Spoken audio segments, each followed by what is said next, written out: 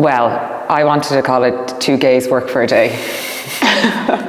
No, I didn't. With Tom, thankfully. That was taken. Yeah, that was taken. I was trying to elevate it. I suppose the idea of a house taken from kind of like queer ballroom scene, thinking about kind of communities, thinking of kind of like supportive kind of chosen families. So using that kind of idea of a house, of a connection, but then also linking it to Greek myth or Greek fables. The House of Atreus is a story of the collapse of a house through mischief and distrust. Which we are full of mischief and distrust. Originally, we were also looking a lot at like flats and like tenement housing and. So I think we were kind of more looking at spaces of labour and places to live and like the housing crisis and stuff. So we also like that kind of started our ideas about it being a house. And then you came in all eloquent and sophisticated with your Greek mythology. And I was like, sounds great. Sounds like we have a drag house. Yeah. I don't think it was ever going to be an exhibition. It was never going to be an exhibition. I think me and Emma both come from kind of a long line of kind of performance art tradition that's very much based within Belfast, which is where we're both based, through the lineage of people like Alistair MacLennan, Sandra Johnson and others.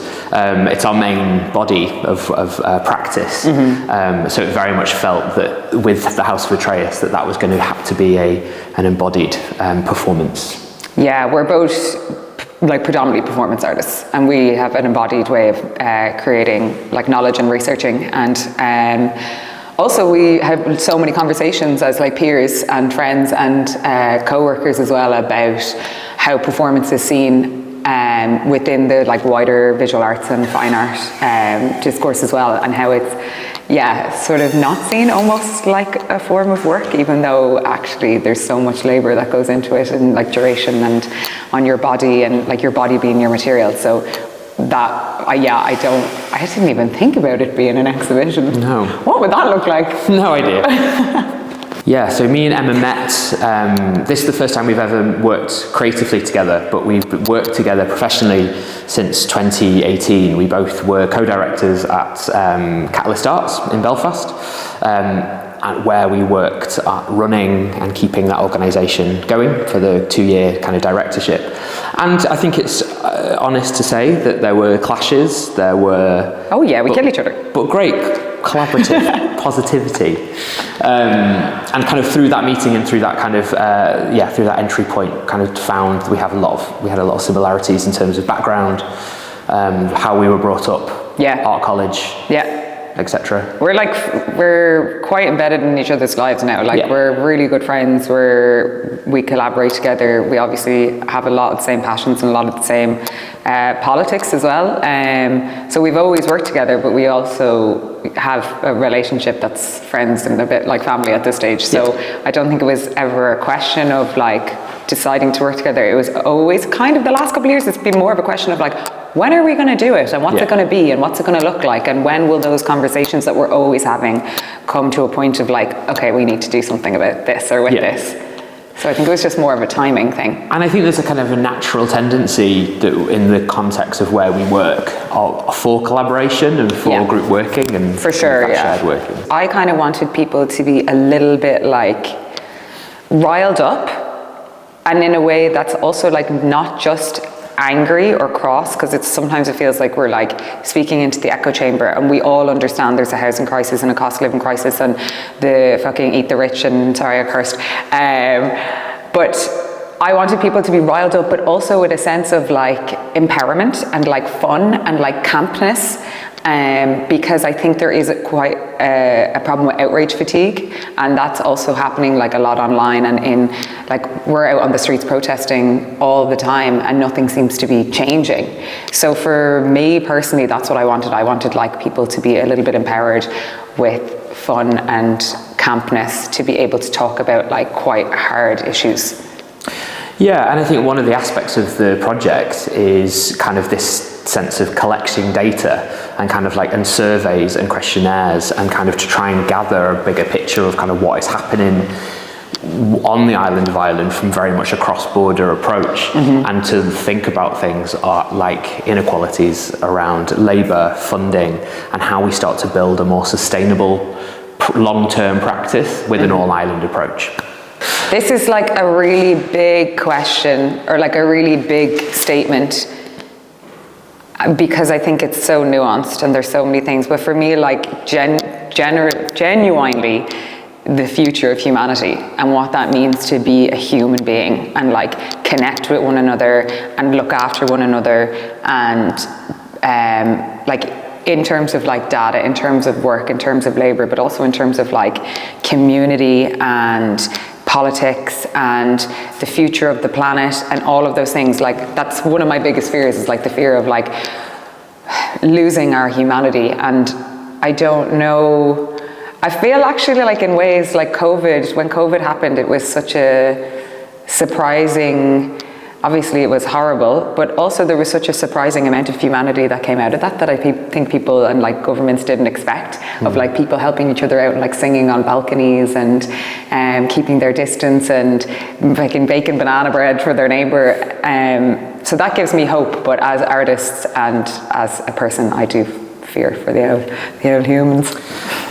Yeah, I think as well, like as this is being recorded, especially in the UK, we've just kind of faced a local council election where the right wing seems to be kind of gaining momentum, and I kind of, that has so many intersectional issues and problems that will kind of come with it. But I think for us, and some of the people we've encountered through this kind of project, is kind of like, what is the state of art education? What is the future of arts and culture and its role within, and its positive role within in society? I think that when young people are having to make a choice based on a financial decision rather than a passionate or creative one, I think that kind of doesn't give much hope for arts and culture and what its impact is in society. I think primarily what we want people to take away from is recognizing art as a labor practice. Yeah. To realize that we work in really precarious circumstances that no other profession would be expected to live within, when it comes to pay, when it comes to infrastructure, when it comes to having to timetable our own lives. And I think specifically, I want that for performance art as a recognised discipline that is a lot of work and endurance and all of those things, and even within the art sphere is even more precarious. And then I think, again, like contextually for this happening in Pallas, I want some level of like an understanding of what's happening in the north, and like that really good things and really exciting things and really like integral things to the arts are happening up there, and not to be so Dublin centric as well, of course, but I think also then from being here, I want people to come into the Liberties community and be like, wow, these things are happening in the Liberties. Yeah. And like there's a community there that are doing really exciting things. So I think they're like kind of the three things for me as well. Yeah, absolutely. Well, I really don't know. I feel like maybe we don't give people the chance to ask questions, we just talk at them. What do people never ask me about? People never ask me a lot of things. They don't want to know. Maybe they just don't want to know. Do you know what? People never ask us about, and I think that this is relevant. Go on. People never ask us about humour in live art. That's really a great one. And I think, like, yes, performance art, and we're very serious artists. Let's caveat that again by saying we're incredibly serious artists. But there is such power in humour, and I think Thomas is part of Array Collective, the Turner Prize winning artist collective who are based up in the north. And you use a lot of like humour and satire and stuff as a way of kind of like underpinning those like complex histories and violences against people, and also as a way to like, I think, balance that outrage fatigue. And I think it's so clever and it's such an important tool. And I think people have this expectation of performance art being incredibly serious and very, naked and blank walls. And actually there's such power in humour. And I've started to play with it a little bit more in my own personal practice. Yeah. And I wish people talked about that more. I wish people talked a little bit more about having the crack and being funny, and that as a really important vehicle for conversation within art practices? I think when people initially encounter performance practice or live art especially, it is kind of difficult, or it can be quite confronting when you see people in live action. So I think kind of like generally asking more about kind of what that, being that, you know, we're not all Marina Abramovich, and some of us are. And not trying to understand it. And not trying to understand it. Like, I'm always like, don't understand, like, don't be trying to understand it. Just take from it whatever, because we all exist in a body. So it's like, you will relate to whatever is happening in a different way than somebody else. Yeah. You know?